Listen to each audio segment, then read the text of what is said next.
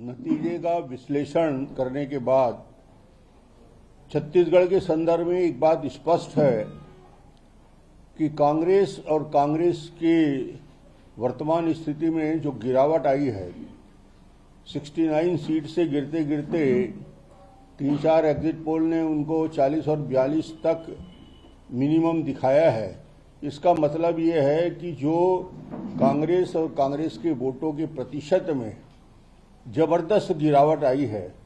और वो आखिरी 40 और 42 तक जाकर रुक रहा है। दूसरी तरफ तुलनात्मक यदि अध्ययन करें, भारतीय जनता पार्टी की सीट 15 से बढ़ के 48 और 46 तक दिखाया जा रहा है। इसका मतलब है कि भारतीय जनता पार्टी के ग्राफ में तेजी के साथ वोटों के परसेंटेज में भी और जो मतदान हुआ उसका रुझान भी दिखाता है कि भारतीय जनता पार्टी का जो ग्रोथ है वो बहुत तेजी के साथ छत्तीसगढ़ में हुआ है और ये 48-46 तो दिखा रहा है। मगर मुझे लगता है कि जो जहाँ पे टाइट फाइट दिखाया गया है, जहाँ संघर्ष दिखाया गया है, भारतीय जनता पार्टी उन सब आंकड़ों को देखने के बाद दक्षिण का हो, उत्तर का हो, मध्य क्षेत्र का हो,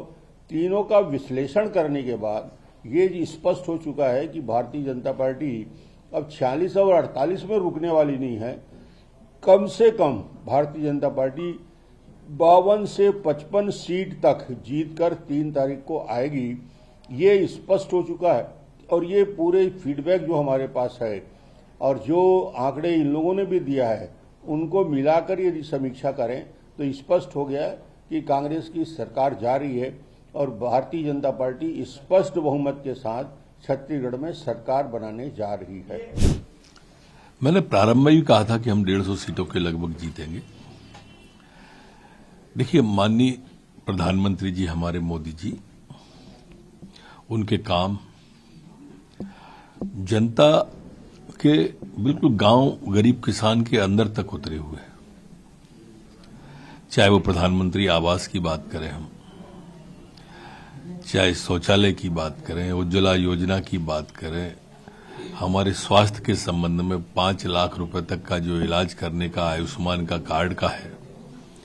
ये सब चीजें ऐसी हैं जो गरीब को जिन्होंने लाभ दिया है, हितग्राही मूलक योजनाएं जो थी। और इसी तरह से माननीय मुख्यमंत्री शिवराज सिंह जी की आप देखेंगे प्रारंभ से जीत के आए जैसे कन्यादान योजना, बेटी बचाओ अभियान, लाडली लक्ष्मी योजना, लाडली बहना योजना, संबल योजना, तीर्थ दर्शन योजना, अनेक काम ऐसे हैं जो सीधे आम जन तक जाते हैं। सीधा जनता से संवाद, सीधा जनता से संपर्क, ये सब कारण और उसके कारणों के कारण से विश्वास और उस आत्मविश्वास के कारण से हम 150 ऊपर सीटें जीतेंगे।